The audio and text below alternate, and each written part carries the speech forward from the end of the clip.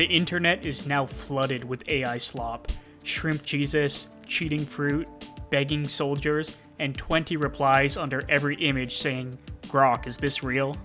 But the part I never understood is, how are people generating all these images when it takes a ridiculous amount of compute? If you're using the best models out there, ChatGPT, Gemini, whatever, you're running on someone else's giant cloud servers, and sooner or later, you hit a usage limit, a paid plan limit, or get hit with a hefty API bill. So today I wanted to test the opposite approach. What if you could do AI image editing locally? No cloud, no token limits, no sending the photos anywhere, only constrained by my own computer. So what I did is I built a local AI image editing setup, and today I'm putting it head to head against ChatGPT. The same image, the same prompt, no Photoshop cleanup. Let's start by showing you my local AI image editing setup. Alright, here we have my local image modifier. This runs entirely on this Qwen model that's going to be running locally on my computer. Nothing's going to touch the cloud here. We just have this UI I had Codex spin up to make it a little bit easier, but it's very simple. We can dive a little bit more deeply into the model stack I have going here. So the first thing you see, this count 3. For every image I generate, I'm going to generate it 3 times with 3 random seeds because sometimes it's weak. And then the actual model I'm using is Qwen 2511. This is actually an older version of Qwen Image Edit. They have a much better, newer version, but they haven't released the weights for it publicly yet. And the speculation online is, because the model is so good, they want people to only be able to run it on their own API and prevent them from losing their profit on that. So that's a little disappointing for Qwen, who has historically released their models. But you know, what can you do? And then the rest of the stack here, I have this object adder LoRa. I tried playing around with a couple things here and found that this ultimately made the images a little more crisp, especially for a lot of these modification tasks. And then on the other side, we have the crowd favorite. This model needs no introduction whatsoever. This is ChatGPT. So we're gonna start out this image editing test with this photo of this fine gentleman. And we are going to ask ChatGPT to make a photo of this guy as a McDonald's employee. And let's see how it handles it. This is a really strong result, actually. It maintained the identity very well, and oh look, it even added a King Charles name tag for him with the McDonald's logo. No surprises here. ChatGPT performed exceptionally well on this test. Let's try out Qwen, and we're gonna just hit generate. It looks like our local model has run, so let's take a look at the results. First thing I notice is it took around 430 seconds for each image, which is very, very slow. But let's take a look. Okay. I feel like the features are pretty decent. You know, I think it's still recognizably King Charles, and you know, the uniform. I don't know about this red patch, but it's okay.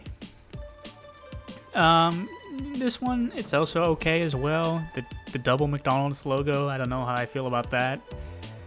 There is like some very weird sort of texture on some of the skin. It's not kind of hyper realistic.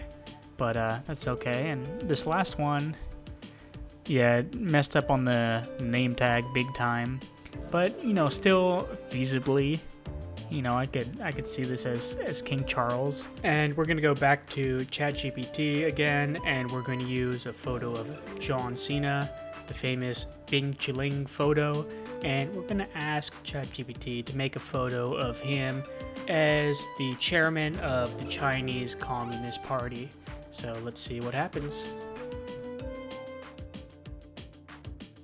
And it looks like ChatGPT just straight up refused this one. It says the prompt might violate our content policies. So this is going to be a good opportunity for local AI to see if it can do better here.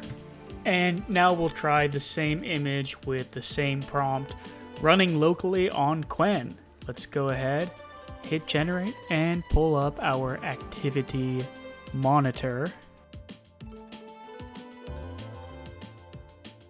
Looks like we're done here and we can take a look at the results. And we do notice it did generate images this time, but I don't think I even have to open up these. None of these look like John Cena at all. So interesting, it did generate the images. I don't see any resemblance in any of these.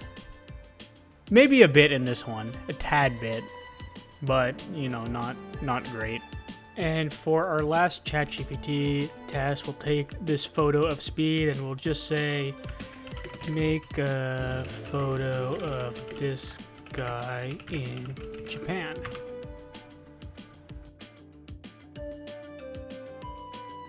And this looks pretty decent, actually. It added a nice background. It looks very crisp, very real. Pretty happy with this one here. And let's try it one more time on our local AI image gen tool. Same photo, same prompt. Go ahead, click generate, and we'll open up the activity monitor once again.